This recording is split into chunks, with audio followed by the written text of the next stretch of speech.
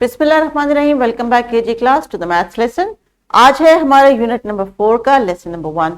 ये टीचर्स इस लेसन में बच्चे कुछ पोजीशन वर्ड्स को डिस्कस करेंगे जो कि इन्होंने ऑलरेडी प्ले ग्रुप में भी, नर्सरी में भी सीखे थे, इंग्लिश में भी सीखे हैं और मैथमेटिक्स में भी सीखे हैं।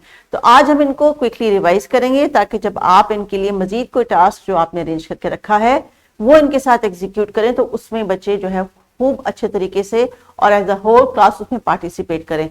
आज का हमारा टॉपिक है रिवीजन ऑफ पोजीशन वर्ड्स। जी हाँ बच्चों, रिवीजन का वर्ड हम कब इस्तेमाल करते हैं? जब हमने ऑलरेडी कोई चीज सीखी होती है और उसको दोहरा रहे होते हैं। तो जो सीखी हुई चीज हमें ऑलरेडी आती है उसके लिए हमें कौन कौन सी स्किल्स चाहिए होती हैं? All 4, listening, speaking, reading and writing. और टीचर्स जो कि ये बच्चे इस कॉन्सेप्ट से फेमिलियर हैं तो आप लिसनिंग, स्पीकिंग, रीडिंग, राइटिंग की जो एक्टिविटीज है उनको स्विच भी कर सकते हैं। जरूरी नहीं कि आप बोल के ही उनसे कहें, आप उनको लिखा हुआ भी दिखा सकते हैं या चीज कोई रख के भी दिखा सकते हैं और उससे पोजीशन का पूछ सकते हैं। बिकॉज आज ये रिवाइज कर रहे हैं, they have to understand and participate. हमारा जो एक्सपेक्टेड लर्निंग आउटकम है, by the end of kindergarten, children should be able to develop understanding and describe the position word and order of objects using position words such as in front of, behind, up, down, under, inside, outside, between and next to। तो देखते हैं जल्दी जल्दी कुछ picture की मदद से कुछ पोजीशन वर्ड्स को हम रिवाइज कर लेते हैं। What is this picture showing us? This bird is under. This bird is on the box. This bird is under the box. This bird is sitting on the box. This bird is in front of the box. This bird is flying around the box. This bird is in between or between these two boxes. This bird is behind the box. This bird is standing next to the box. Now teachers, these are position words. Some of the position words are discussed in these pictures. यहाँ पे एक bird और box की example है, लेकिन अभी आपने क्या करना है? You can have a few objects of your own from the classroom in front of you on the table and you have to ask the students to use one of these words to explain the position.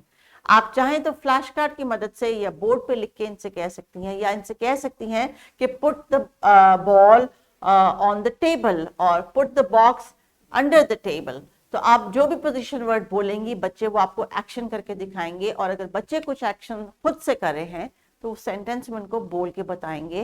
तो ये आज का आपका task है teachers, क्योंकि ये revise कर रहे हैं। So make them participate as much as you can.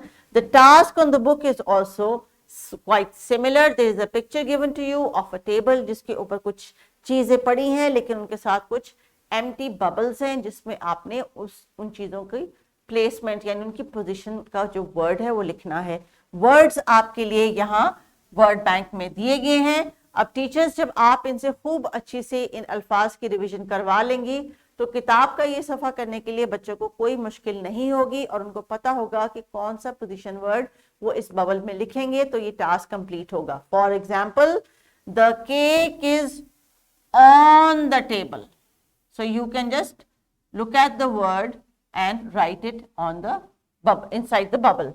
So you can pick any word out of these and you can complete the task. So the similar task is given in a worksheet. Teachers, if you think the class has done your work in time and you have extra work, तो ये worksheet आप class में करवा लीजिए। इससे आपको ये भी assess हो जाएगा कि बच्चों को position words की समझ आ गई है।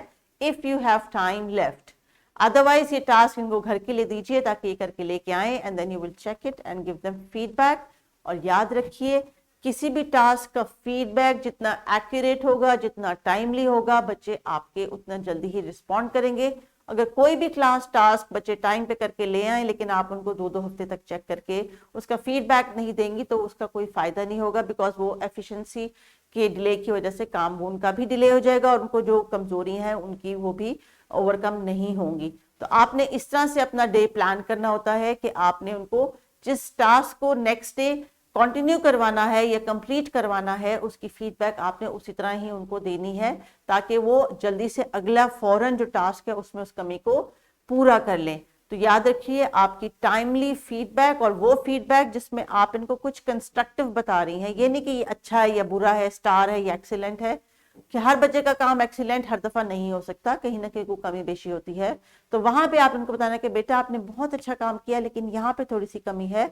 इस तरह से आप जब उनको फीडबैक देंगी तो उनको अपनी कमी का भी पता चलेगा और फिर वो उस कमी को पूरा करने के लिए या दूर करने के लिए भी एफर्ट करेंगे। सो प्लेग्राउंड में जाके बच्चों आपने क्या करना है, इन पोजीशन वर्ड्स को यूज करना है और अपने फ्रेंड्स के साथ खेलते हुए इन पोजीशन वर्ड्स को इस्तेमाल करना है। जैसे you can say go up the stairs, come down the stairs. ठीक है, आपने इस तरह के वर्ड्स यूज करने हैं क्योंकि आपने अपनी अंडरस्टैंडिंग जो डेवलप की है शेप्स की, वो आपको डिस्क्राइब करना भी आ जाए along with the position words. So you can also ask what is up, what is down, what is in front of the bench, who is behind the bench. आप इस किस्म के छोटे छोटे क्वेश्चंस टीचर बच्चों से पूछे ताकि ये देखें कि क्या वो रियल लाइफ में इन वर्ड्स को इस्तेमाल कर सकते हैं या नहीं। So continue with the activity. Teachers make sure कि नेक्स्ट टॉपिक से पहले इनके पोजिशन वर्ड्स का कॉन्सेप्ट टोटली क्लियर हो जाए और ये अपने अल्फाज में इसको बयान कर सके। सो टेक केयर एंड अल्लाह हाफिज।